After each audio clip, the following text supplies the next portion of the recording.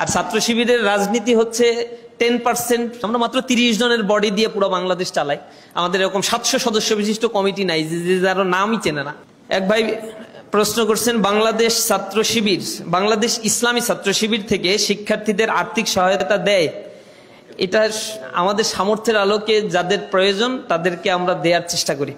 ভার্সিটির হল পেতে সাহায্য করে, এটা তো ইউনিভার্সিটি কর্তৃপক্ষ আপনাকে অফার করবে, আপনি মেধার ভিত্তিতে হল পেয়ে যাবেন। আমরা যেটা করি, অনিয়ম যেন না হয় সেটার চেষ্টাটা করি। গণরুম, গেস্ট রুম কালচারগুলো ভেঙে দেওয়ার জন্য চেষ্টা করি। মেধার ভিত্তিতে যেন সিট পায় সেই বন্দোবস্তটা আমরা শুধুমাত্র করতে পারি। বাদবাকিটা যেন কর্তৃপক্ষ বায়াস না হয় এই ব্যাপারে আমরা প্রেশার ক্রিয়েট করি। ছাত্র শিবিরের সদস্যরা রাজনীতি করে কিভাবে? তাদের সিজিপিএ হাই থাকে। আমাদের রাজনীতির পাশাপাশি একটু পড়াশোনাও করতে হয়।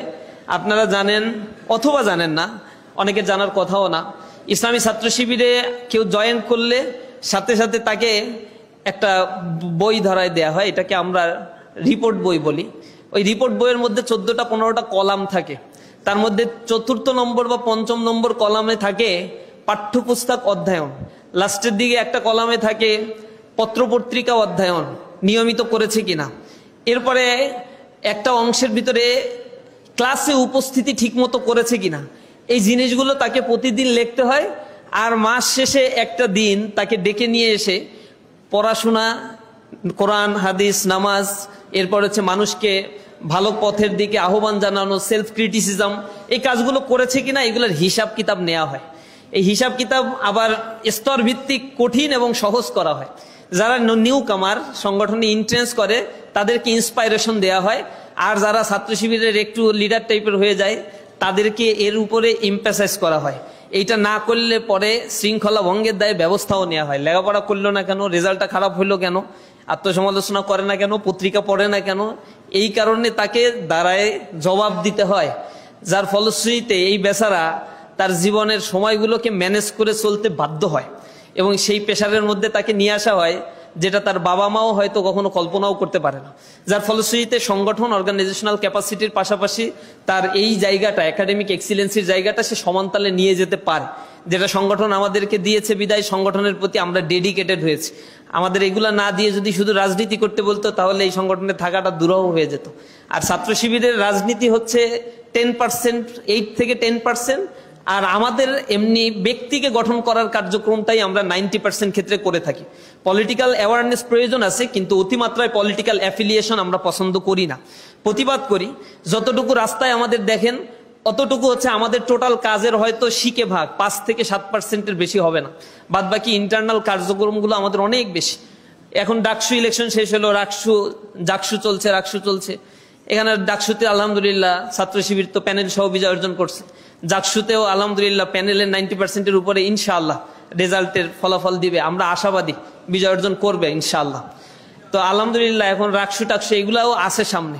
তো এগুলো তো আমাদের রেগুলার কাজ, এক একটা শাখা বাস্তবায়ন করে। অন্য সংগঠনে দেখবেন যে টোটাল ফোর্স এখানে ইনভলভ, আর আমরা বাংলাদেশে ঘুরে ঘুরে এইসব প্রোগ্রাম করে বেড়াচ্ছি। তার মানে আমাদেরকে আসলে যে কোনো একটা জিনিসে এত বেশি কনসেন্ট্রেশন দিতে হয় না, কারণ ছাত্র শিবির একজন ছাত্রকে ছোট থেকেই একেবারে গ্রুমিং করে করে এমন ক্যাপাসিটি গ্রো আপ করে যে যার কাজ সেই করে। এর বাইরে অন্যদেরকে অযাচিত এক্সারসাইজ করতে ডাকাও হয় না কখনো।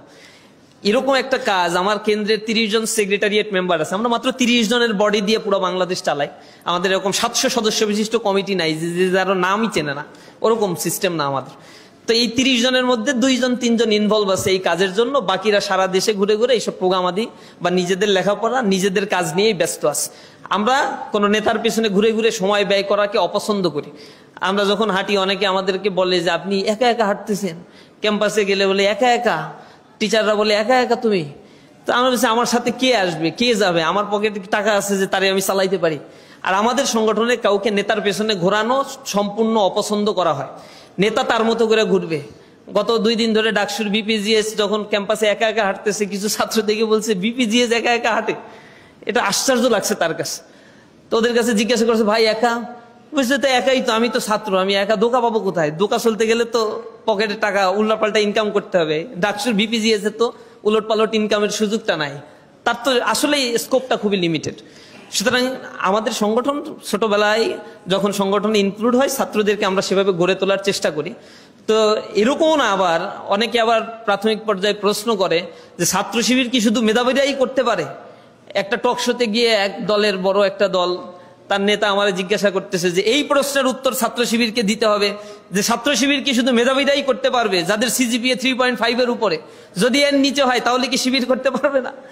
তা আমি বললাম যে এটা একটা প্রশ্ন হইল ভাই, মানে যে কেউ করতে পারে ছাত্র শিবির, কিন্তু ছাত্র শিবির করার পরে তার ইমপ্রুভমেন্টের কাজটা ইসলামী ছাত্র শিবির করে।